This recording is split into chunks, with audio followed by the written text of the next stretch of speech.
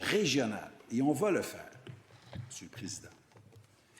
Un autre interlocuteur important qui est venu nous parler, c'est le commissaire à la langue française. Parce que oui, on peut parler de logement, on peut parler de services publics, on peut parler de capacité du Québec à répondre aux besoins des élèves.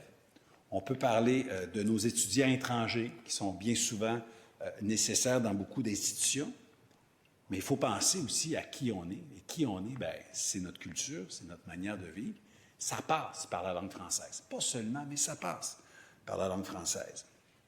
Le commissaire à la langue française qui nous a dit, je le cite, « 3 milieux sont particulièrement favorables à l'adoption du français.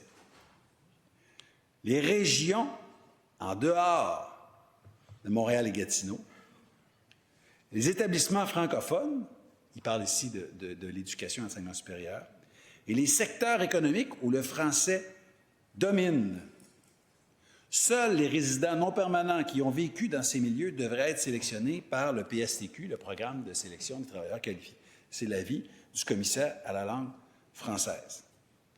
Il a aussi dit une connaissance minimale de français devrait être exigée à l'embauche, par exemple, puis une connaissance plus élevée au moment du renouvellement. Il parlait ici des travailleurs étrangers temporaires.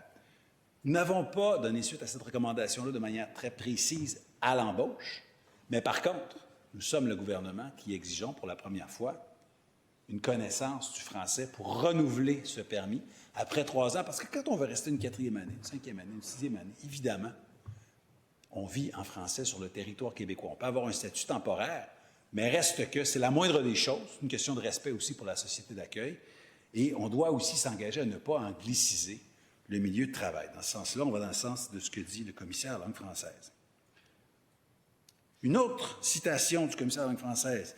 La situation du français au sein du programme Mobilité internationale, ça c'est le programme fédéral, est très préoccupante, principalement en raison de la part importante des titulaires de permis de travail post-diplôme ayant étudié en anglais ou de conjoints d'étudiants ou de conjoints de travailleurs. Donc, encore une fois, il nous dit essentiellement, tenez compte des régions où les gens s'établissent. Exigez du français pour les travailleurs qui restent ici de manière durable. Et faites attention au programme Mobilité internationale du gouvernement fédéral, parce qu'il n'y a pas d'exigence de français dans ce programme. Ce sont les 3 points soulevés par notre commissaire à la langue française, et je pense qu'il est sage de l'écouter et d'en tenir compte.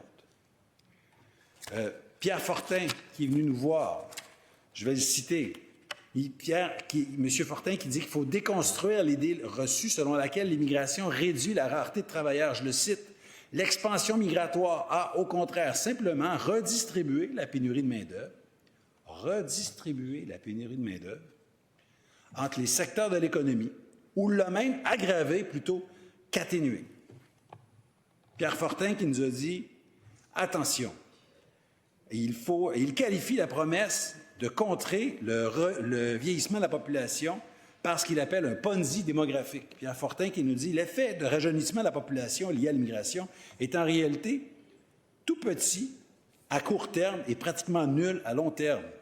Afin de contrer cet effet boomerang, il faudrait accélérer à nouveau l'admission d'immigrants de 15 à 64 ans par-dessus les vagues antérieures. Le pays serait plongé dans un système de Ponzi démographique, nous dit Pierre Fortin.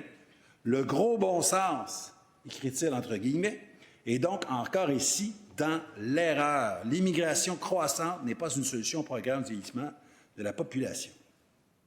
Donc, en réalité, continuons d'accueillir des gens dans le secteur économique, continuons de faire la réunification familiale, continuons d'accueillir des réfugiés parce que c'est notre part, mais ne partons pas dans ce que lui appelle une boursouflure, contrôlons notre immigration, sélectionnons les talents, surtout parmi les diplômés de nos institutions, les étudiants étrangers, et sélectionnons les talents en permettant à des travailleurs étrangers temporaires, surtout en région, de devenir, nos nouveaux immigrants permanents. On réussira à ce moment-là de préserver notre économie régionale, on réussira à l'intégration à la langue française, on réussira l'intégration à la culture québécoise et on réussira, comme jamais, la régionalisation.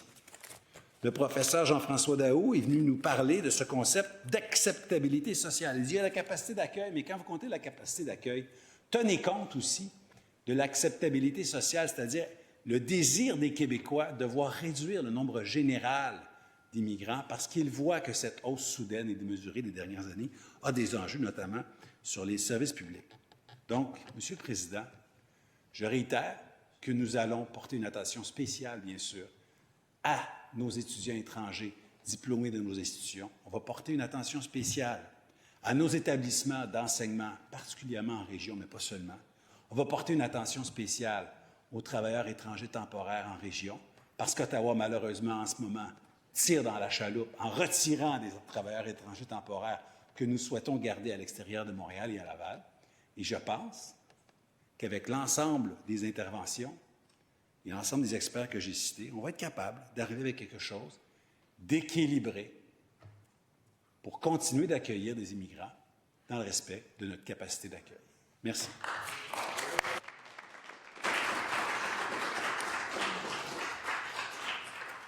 Merci, Monsieur le ministre. Nous poursuivons le débat sur le